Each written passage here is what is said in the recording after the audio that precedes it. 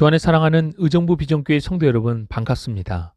4월 6일 화요일, 오늘 우리에게 주시는 하나님의 말씀은 출애굽기 1장 15절로 22절까지의 말씀입니다. 먼저 본문의 말씀을 봉독하겠습니다. 애굽 왕이 히브리 산파 십부라라 하는 사람과 부하라 하는 사람에게 말하여 이르되, 너희는 히브리 여인을 위하여 해산을 도울 때에 그 자리를 살펴서 아들이거든 그를 죽이고 딸이거든 살려두라. 그러나 산파들이 하나님을 두려워하여 애굽 왕의 명령을 어기고 남자 아기들을 살린지라. 애굽 왕이 산파를 불러 그들에게 이르되, 너희가 어찌하여 이같이 남자 아기들을 살렸느냐? 산파가 바로에게 대답하되, 히브리 여인은 애굽 여인과 같지 아니하고 건장하여 산파가 그들에게 이르기 전에 해산하였더이다 하매, 하나님이 그 산파들에게 은혜를 베푸시니 그 백성은 번성하고 매우 강해지니라. 그 산파들은 하나님을 경외하였으므로 하나님이 그들의 집안을 흥왕하게 하신지라. 그러므로 바로가 그의 모든 백성에게 명하여 이르되, 아들이 태어나거든 너희는 그를 나일강에 던지고 딸이거든 살려두라 하였더라. 아멘. 이스라엘 백성들을 향한 애굽의 학대와 노역은 계속되어 백성들은 큰 고통 속에 살아야만 했습니다. 그러나 신기하게도 1장 12절의 말씀과 같이 학대를 받을수록 이스라엘 백성들은 더욱 번성하여졌습니다. 애굽 왕 바로는 이스라엘 백성들을 말살하기 위하여 다음과 같은 계획을 은밀하게 진행합니다. 바로는 히브리 여인들의 출산을 돕는 산파 2명을 궁으로 불러들였습니다. 출산 시 아기를 받고 산모를 돕는 산파들에게 히브리 여인이 해산할 때 만일 아기가 아들이면 그 자리에서 죽이고 딸이면 살려두라 명령합니다. 왕의 은밀하고도 준엄한 명령이었습니다. 만약 이러한 왕의 명령을 어기게 되면 목숨을 잃는다는 것을 산파들도 잘 알고 있었습니다. 그러나 산파들은 왕의 명령을 어기고 히브리 남자 아기들을 살렸습니다. 17절 말씀, 그러나 산파들이 하나님을 두려워하여 애굽 왕의 명령을 어기고 남자 아기들을 살린지라. 산파들이 죽음을 무릅쓰고 애굽 왕의 명령을 어긴 이유는 단 한 가지였습니다. 그들은 하나님을 두려워하였기 때문입니다. 왕에 대한 두려움보다 하나님이 더욱 크고 두렵기에 애굽 왕의 명령을 어겼던 것입니다. 시간이 지나 애굽 왕이 확인을 해보니 남자 아기들이 계속해서 태어나고 있었습니다. 왕은 두 산파를 다시 궁으로 불러들여 그들을 추궁하였습니다. 18절, 너희가 어찌하여 이같이 남자 아기들을 살렸느냐? 산파들은 애굽 왕에게 이렇게 답을 합니다.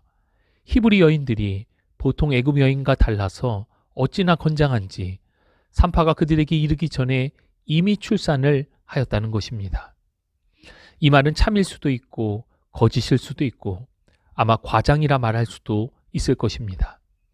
왜냐하면 기하급수적인 출산은 히브리 여인들이 실제적으로 건장하였음을 나타내고 있고 또 여러 분만의 과정 속에 실제로 일어날 수도 있는 상황이기 때문입니다. 하지만 분명한 것은 그렇지 않은 상황이라 할지라도 17절의 말씀과 같이 산파들은 하나님을 두려워하였기에 남자 아기 모두를 살렸습니다.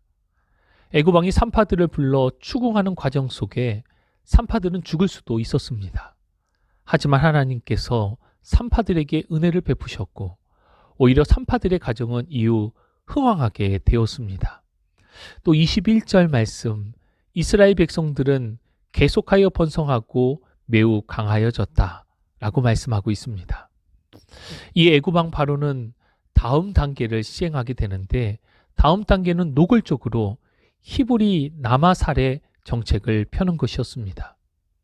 애굽 왕의 명령은 히브리 백성들이 출산하였을 때 만일 아들이 태어나면 나일강에 던져 죽이고 딸이 태어나면 그대로 살려두라는 명령이었습니다.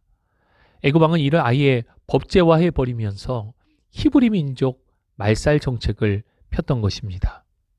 이스라엘 백성들에게 앞선 노역과 차별, 학대는 그나마 버틸 수 있었습니다. 그러나 이제는 민족 말살 정책을 법제화하여서 태어나는 남자 아기를 모두 죽이겠다는 상황이 오늘 본문까지의 내용입니다. 오늘 본문의 핵심 키워드는 하나님 경외입니다. 본문 21절 말씀, 그 산파들은 하나님을 경외하였으므로 하나님이 그들의 집안을 흥왕하게 하신지라. 경외의 사전적인 의미는 존경하는 마음으로 삼가 조심하는 것을 뜻합니다. 그렇다면 하나님을 경외한다는 것은 무엇이겠습니까? 이는 하나님에 대한 신앙이 기초가 되고 하나님의 뜻이 무엇인지를 분별하여 순종한다는 것입니다. 본문 속 산파들은 하나님의 뜻이 무엇인지를 분별하며 순종하였습니다. 애굽 왕의 준엄한 명령이 있었지만 하나님의 뜻이 무엇일지를 고민하며 왕의 명령을 어겨가면서까지 하나님의 뜻에 순종하였던 것입니다. 그리고 하나님은 그들의 이러한 신앙을 기뻐하셨고 구하지 않은 것까지 채워주시는 놀라운 은혜로 지켜주시고 흥왕케 하여 주셨습니다. 하나님을 경외하는 대표적인 성경 인물 중 한 명을 꼽자면 다윗을 이야기할 수 있습니다. 사울 왕은 다윗을 시기하여 오로지 다윗을 죽이겠다는 생각 속에 있었습니다. 실제로 다윗이 나타났다라는 소식을 듣기만 하면 그를 죽이기 위해 어디라도 쫓아다녔습니다. 때문에 다윗은 오랜 세월을 도망자로 살아야만 했습니다. 하지만 다윗은 마음만 먹으면 왕이 될 수도 있었습니다. 이미 많은 백성들의 신망을 얻고 있었고 사무엘 선지자로부터 기름 부음 또한 받았기 때문입니다. 또 사울 왕을 죽일 수 있는 기회가 있었을 때에 주위 사람들이 사울 왕을 죽이자고 간곡히 다윗을 설득하였음에도 다윗은 그렇게 하지 않았습니다. 그 이유는 사무엘상 24장 6절의 말씀과 같이 다윗이 두려워한 것은 사울 왕이 아니라 그를 세우신 하나님을 경외하였기 때문입니다. 하나님을 경외함으로 손쉬운 길을 버리고 멀리 돌아간 듯 보이는 다윗의 행동이었습니다. 하지만 하나님은 이를 기뻐하셨고 이후에 다윗의 왕국이 굳건하게 세워지는 계기가 되었음을 우리는 기억해야 할 것입니다. 본문 속 산파들에게 현실 속 권력, 즉 바로 왕의 준엄한 명령이 분명 매우 큰 부담으로 다가왔을 것입니다. 그러나 산파들은 보이는 권력보다 하나님을 향한 신앙과 경외함이 우선이었습니다. 이 믿음이 세상에 대한 두려움을 이겨내도록 하였고 그러한 믿음으로 이 땅을 살아갔던 것입니다.